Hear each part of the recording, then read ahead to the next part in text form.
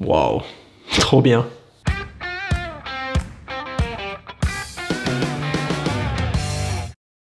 Salut, bienvenue ou revenu sur ma chaîne, je suis très content de te voir et aujourd'hui je vais te parler de cet objectif zoom tout en un. Voilà, on va l'appeler comme ça.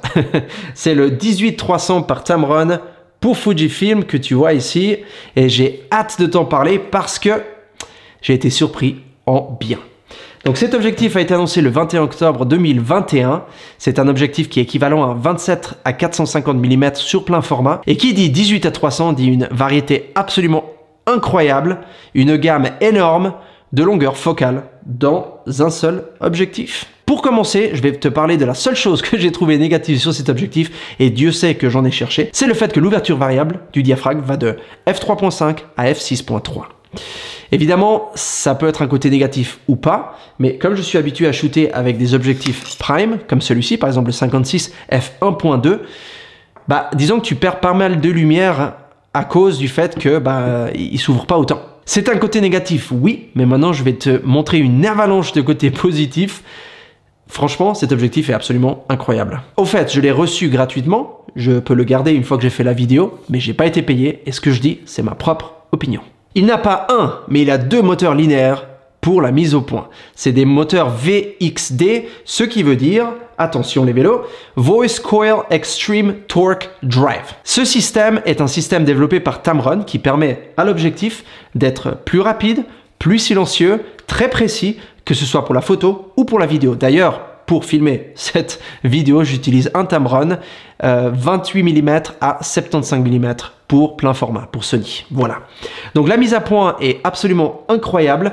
Surtout quand tu shootes à 300, je veux dire, ce truc, quand tu l'utilises à 300 mm, il n'a aucun souci à mettre à point. C'est absolument bluffant. Cet objectif est tropicalisé, ce qui est une excellente nouvelle, parce que tu peux aller dans des environnements qui sont soit humides, soit poussiéreux, ou les deux. Et rien ne va se passer, dans la limite du possible évidemment. Si tu utilises évidemment un boîtier qui lui aussi est tropicalisé, par exemple un boîtier de la série XT, comme j'ai ici un XT3, ou un boîtier X Pro par exemple. Quand tu utilises cet objectif à 18 mm, tu peux t'approcher d'un objet à 1,5 cm de distance. Ça veut dire que tu peux pratiquement toucher avec la pointe de l'objectif ton objet. Tu vois, dans ces photos ici, on dirait des photos macro. Et c'est vraiment incroyable parce que non seulement c'est un 18-300, donc tu peux vraiment zoomer ou faire ce que tu veux, mais tu peux en plus faire du macro avec.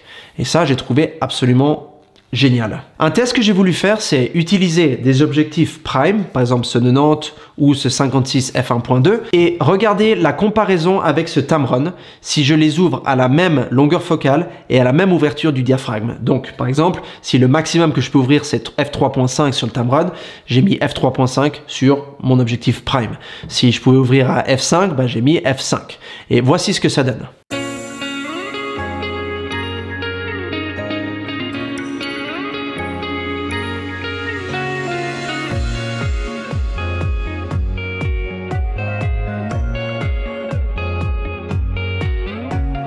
Peut-être tu l'as remarqué, mais le 90 mm, c'est le seul qui avait plus de compression pour l'objectif Fujifilm, donc celui-ci, que le Tamron. Le fond était plus flou et plus crémeux. Et tu peux voir la différence, donc c'est assez frappant. Le reste des longueurs focales, c'est à peu près la même chose. Ce Tamron a une compensation contre les vibrations, que tu peux voir ici. C'est le fameux VC. Et ce que ça veut dire en fait, c'est qu'il est optiquement stabilisé. Ça, c'est absolument génial. Parce que ça te permet de faire des photos ou des vidéos à main levée et de ne pas avoir des vibrations ou des mouvements. Parce que je veux dire, quand tu shootes à 300 mm, tu as intérêt à avoir une stabilisation optique d'une façon ou d'une autre. Surtout si tu utilises comme moi un XT3 qui n'a pas de stabilisation interne, d'IBIS. J'ai shooté une petite vidéo qui te montre ce que ça donne à main levée avec cet objectif et tu peux voir quand je zoome sur les arbres, c'est pas mal considérant le fait que c'est un XT3 et qu'il n'est pas stabilisé. Il y a le verrou ici pour éviter qu'il s'ouvre quand tu voyages. C'est le même que tu trouveras sur le 70-300 de Fuji. En termes de construction optique, on parle de 19 éléments dans 15 groupes. Le diamètre est de 67 mm. Il a une longueur de 126 mm, il pèse 620 grammes, ça c'est la même chose que la version Sony. L'ouverture minimale c'est f22 à f40. Tu reçois un pare-soleil en plastique, voilà. En termes de prix, on est environ à 700 $ aux États-Unis. Ça peut varier un petit peu en Europe, mais je t'assure que c'est un prix qui est vraiment bon pour un objectif de ce genre. En termes de construction et de qualité, il est fait en plastique. mais il a l'air beaucoup plus solide et beaucoup plus résistant que le 70-300 de chez Fuji.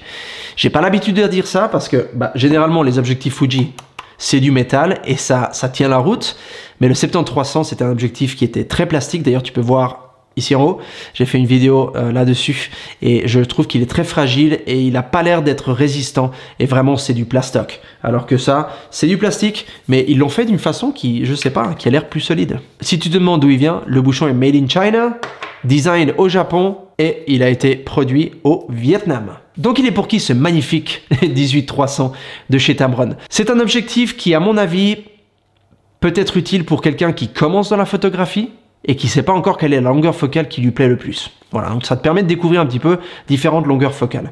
C'est pour quelqu'un qui aime faire des photos à l'extérieur, où il y a de la bonne luminosité. C'est pour quelqu'un qui aime voyager léger, dans le sens que tu peux passer ta journée avec un seul objectif et en fait tu couvres la totalité des longueurs focales dont tu auras besoin. C'est aussi pour quelqu'un qui a un seul boîtier, ce qui n'est pas mon cas. Mais si tu n'as qu'un boîtier et que tu aimerais avoir toutes ces longueurs focales dans la poche, eh ben ça c'est l'objectif pour toi. Je pense que c'est pas le meilleur objectif pour quelqu'un qui veut une ouverture très large, par exemple f2 ou f1.4, f1.2, etc. Donc il veut avoir plus de lumière ou une profondeur de champ qui a un meilleur bokeh, donc qui soit plus flou et crémeux. Je pense que c'est pas pour de la photographie de rue. Là je pense qu'un 23 mm ou un 50 serait mieux. Et d'ailleurs tu peux voir ici la différence entre les deux. Voilà, il n'y a pas photo comme on dit. Voilà, je vais essayer de te montrer les diamètres et tu peux vite voir que ça fait une énorme différence. Voilà, j'espère que j'ai répondu à toutes tes questions. N'hésite pas à en poser si tu en as dans la section des commentaires ici en bas. Dis-moi d'ailleurs ce que tu en penses. Est-ce que c'est un objectif que tu achèterais ou pas? Et dis-moi la raison. Je suis curieux de découvrir ça.